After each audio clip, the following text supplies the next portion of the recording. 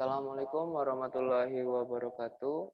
Perkenalkan, nama saya Rizky Bagus Anggullah, NPM 18410019 dari kelas 6A.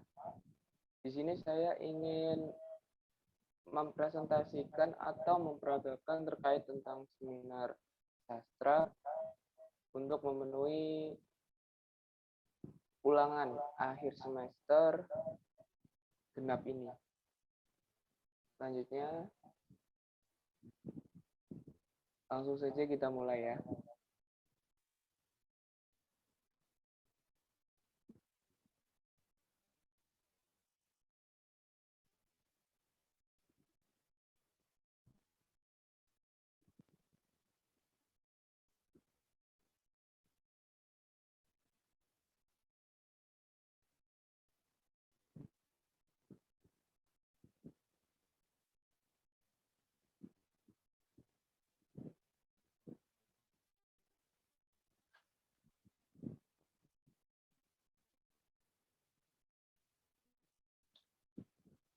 Assalamualaikum warahmatullahi wabarakatuh. Di sini saya ingin mempresentasikan seminar sastra dengan tema gaya bahasa dalam puisi Mau Tersenyum karya Djoko Pinurbo tahun 2020 oleh saya sendiri. Nah, apa sih itu karya sastra? Bisa dipahami di sini bahwa karya sastra adalah ciptaan yang disampaikan dengan komunikasi tentang maksud penulis untuk tujuan estetika. Bisa jadi karya sastra sendiri itu diciptakan oleh kita sendiri untuk mengekspresikan apa yang kita rasakan, apa yang kita apa ya bahasa? Kita lebih menyalurkan tentang ide kita dengan cara seni tersebut. Dan tidak dipungkiri juga bahwa kita semua itu bisa menciptakan sebuah karya, entah itu dari masakan ataupun semacamnya. Ada juga yang terkait dengan sastra atau tulis-tulis dan lain-lainnya, entah itu dari drama atau semacamnya, seperti itu.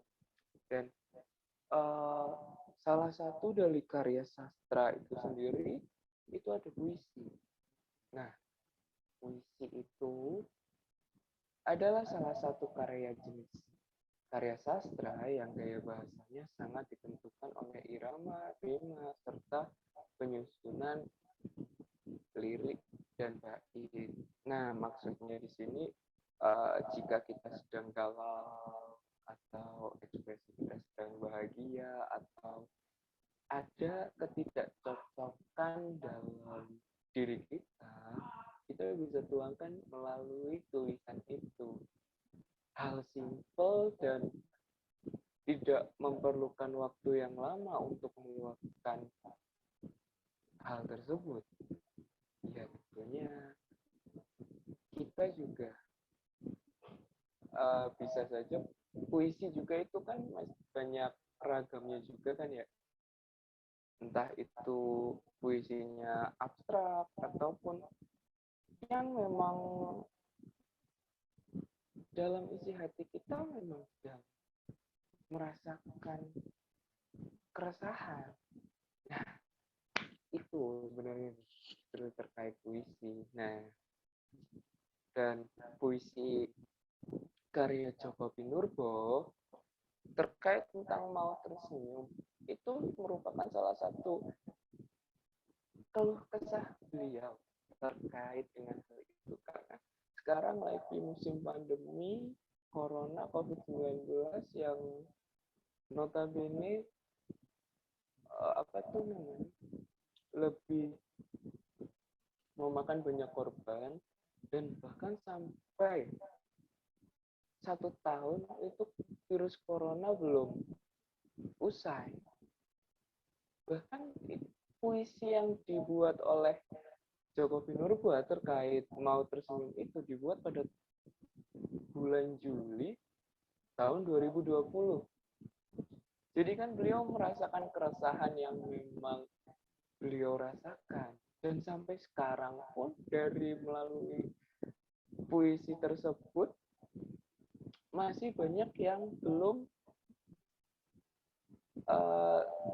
mengena gitu untuk orang lain. Dan puisi tersebut bisa saja fungsinya kan ada untuk diri kita sendiri, mengingatkan diri kita sendiri, ataupun untuk mengingatkan orang lain terkait bahaya ataupun dampak dari corona itu. Nah, itu ya. Nah, di dalam penelitian Joko Pinurbo, dalam penelitian puisi Joko Pinurbo ini menggunakan metode deskripsi kualitatif.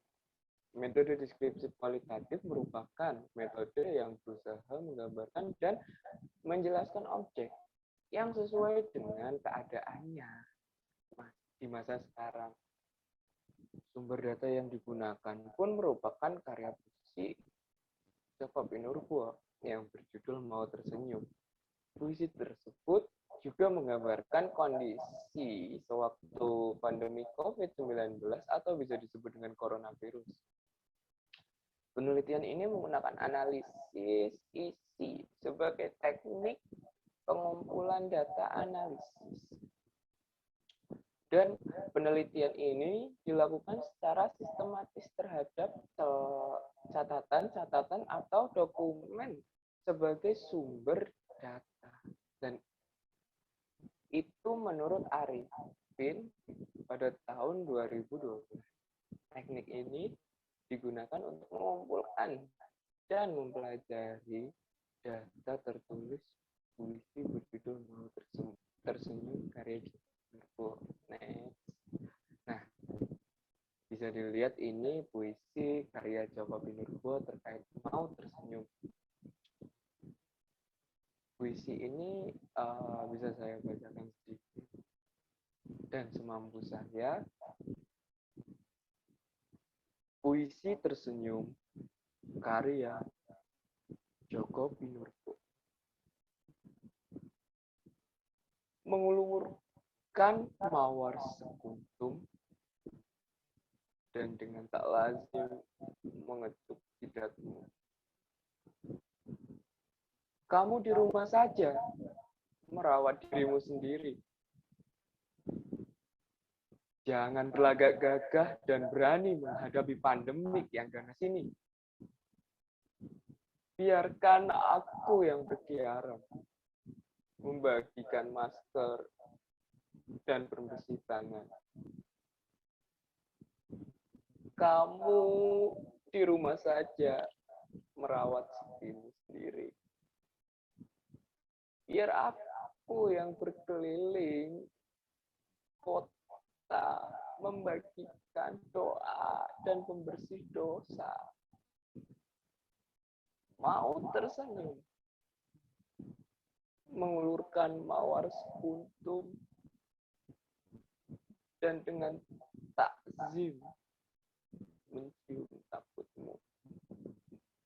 Nah, seperti itu puisi dari Mau Tersenyum karya Joko Pinurbo. Dan dalam puisi tersebut mengandung gaya bahasa sarkasme. Kenapa sarkasme? Karena dalam puisi tersebut mengandung sindiran dan bersifat cemooh. Karena dari puisi tersebut mencerminkan bahwa kurangnya kesadaran masyarakat Indonesia terkait dengan pentingnya penerapan protokol ataupun berdiam diri di dalam rumah. Nah, bahwa terdapat penggunaan gaya bahasa sarkasme dapat dilihat dari kutipan seperti ini yang mengulurkan sekuntum mawar dan dengan takzim mengecut jidatmu. Kamu di rumah saja merawat dirimu sendiri.